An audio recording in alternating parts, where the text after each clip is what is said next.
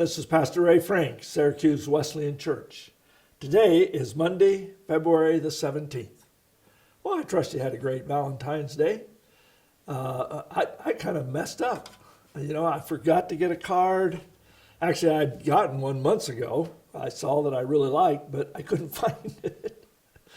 And so then I decided, well, I need to take my wife out to lunch. If you forget the card, then you have to buy lunch for Valentine's Day. And while we were at the restaurant, some of our good friends were there, and when I went to pay the bill, they had already paid and left. So I'm still in trouble with my wife. But hey, I did, this last week, there was one of those amazing coincidences. I don't really believe in coincidences. Somebody said a coincidence is God doing a miracle anonymously. Well, I don't know that I would say this is a miracle, but it just so happened in my reading that I was reading in Leviticus and in Mark. And in Leviticus 24, it talks about this son of an Israeli woman who had an Egyptian father, was in the camp. They were at the base of Mount Sinai, and he cursed. And so it was the first time. What are we going to do? They just received all the laws, the commandments. So they took this young man to Moses. Moses went to the Lord.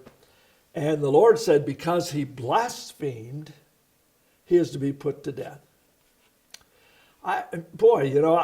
Sometimes when I'm reading the Old Testament, I just really struggle and I think, really? To death? But then I read Mark 14, same day, same without planning it that way. It just happened to work out. And of course, in Mark chapter 14, Jesus is arrested, brought before the Sanhedrin, and they make all these false accusations. There's people who stand up. I heard him say he was going to destroy the temple and rebuild it in 3 days, but even their testimonies didn't agree, and so it looked like they were going to have to just let Jesus go.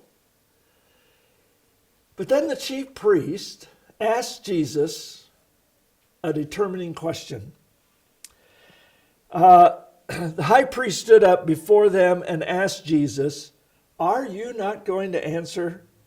What is this testimony that these men are bringing against you?" But Jesus remained silent and gave no answer. So again, the high priest asked him, "Are you the Christ, the Son of the Blessed One?" "I am," said Jesus, "and you will see the Son of Man sitting at the right hand of the Mighty One and coming on clouds of heaven." The high priest tore his clothes. "Why do we need any more witnesses?" he asked. "You have heard the blasphemy. What do you think?" Somehow, just reading those two chapters together in the same period of time made me realize that Jesus deliberately brought the Sanhedrin to face a decision.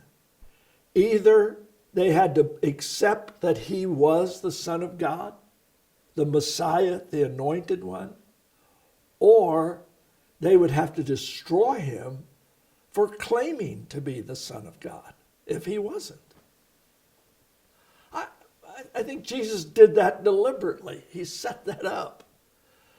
He had told his disciples, "No man can take my life from me. I lay it down." He willfully, willingly put his life in jeopardy, forcing that decision.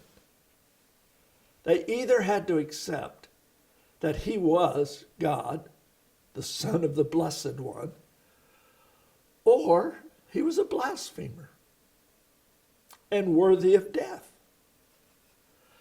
Here's the point that's been stirring my heart. I think for you and I, Jesus orchestrates situations, circumstances in our life that we will be brought to a point we have to make a decision. Is he Lord and Master, Messiah, King of Kings, Lord of Lords, and I gladly surrender to him and serve him with joy and gladness? or is he just a pretender? Now what makes that a hard decision is if I agree that, yes, he is the Messiah, he's God. Then if I don't obey him, if I don't follow him, I'm rebelling against the God of the universe. But if I decide, no, he's not really who he said he was, then, I think I'm off the hook. But there will come a day of reckoning. So what about you? Have you come to the place where you've been forced to make that decision?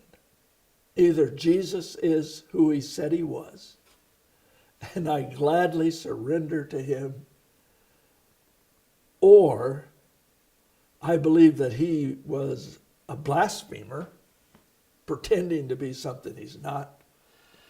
And so I can do whatever I want to do, whenever I want to. But there will come a day of reckoning. Well, just some thoughts to be musing about this week. God bless you.